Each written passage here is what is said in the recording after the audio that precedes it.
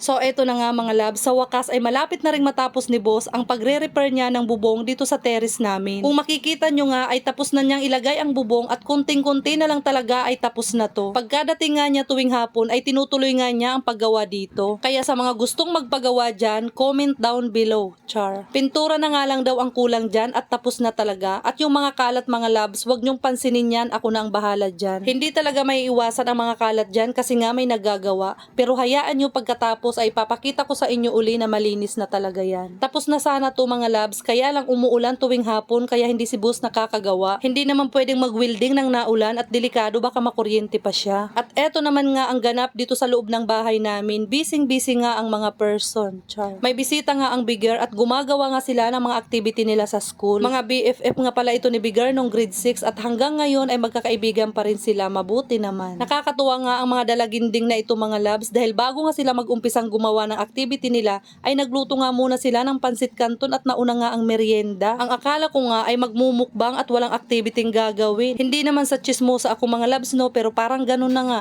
Char. Nakikinig kasi ako sa kanilang usapan at Diyos ko po, kinikilig ang mga person. May mga crush na yata ito. Pero si Bigger, alam ko kung sino ang crush niyan. Gusto nyong malaman mga labs. Char. At dahil busy nga si boss, edi si Inday nga uli ang magluluto for today's video. May dala nga pala si boss na tambakol na isda at ang sabi niya ay sabawan ko daw. At ayan nga mga labs, hinanda ko muna lahat ng sangkap na gagamitin ko. At dahil magsasabaw nga tayo, hindi tayo gagamit ng mantika at magpapakulo lang tayo ng tubig. Isasabay ko na nga sa pagpakulo ng tubig itong tanglad, luya, sibuyas, kamatis at siling haba. Fast forward tayo mga labs, pagka ganyang kumukulo na nga ay ilalagay na natin dito ang isda. Nagluluto rin ba kayo ng sinabawang tambakol mga labs? Kasi ang kadalasang nakikita kong luto nito ay ginataan. Meron na pala kaming video nito na ginataang tambakol. Dalawang klaseng luto nga pala ang ginagawa ni boss sa paggata ng tambakol. Una ay pinapaksiw niya muna to at pinapaibasan sa kanya gagataan. Ang pangalawa naman ay piniprito niya muna ang isda bago niya gagataan. At kung gusto nyong malaman kung alin ang mas masarap, parehong masarap mga labs. Char. At mabalik nga tayo dito sa sinabawang tambakol mga labs. Inasiman ko pala ito gamit ang kalamansi. At etong panghuling nilagay ko ay talbos ng kamuti at malunggay. O diba, sobrang bilis lang lutuin nito at masustansya pa ito mga labs dahil may dahon nga ng malunggay. Sa katunayan nga mga labs ay kami na ang makakaubos ng dahon ng malunggay ng kapitbahay. Char. Pakapala na lang talaga ng mukha dahil halos araw-araw nga akong nanghihingi. Mabuti na nga lang at mababait itong aking mga kumare. Wala naman kasi akong space na pagtataniman kung hindi dito sa mga paso ng aking halaman. So ayan na nga mga labs, luto na ang sinabawang tambakol ni Inday at ready na ang aming hapunan. Kayo ba mga labs nakapagluto na rin ng ulam nyo? Baka meron kayong ma-share sa akin na lutong ulam mga labs, paki-comment lang. Dahil ang hirap talagang mag-isip kung anong lulutuing ulam araw-araw. O siya mga labs, tayo nang kumain. Maraming salamat sa panonood. See you sa next vlog.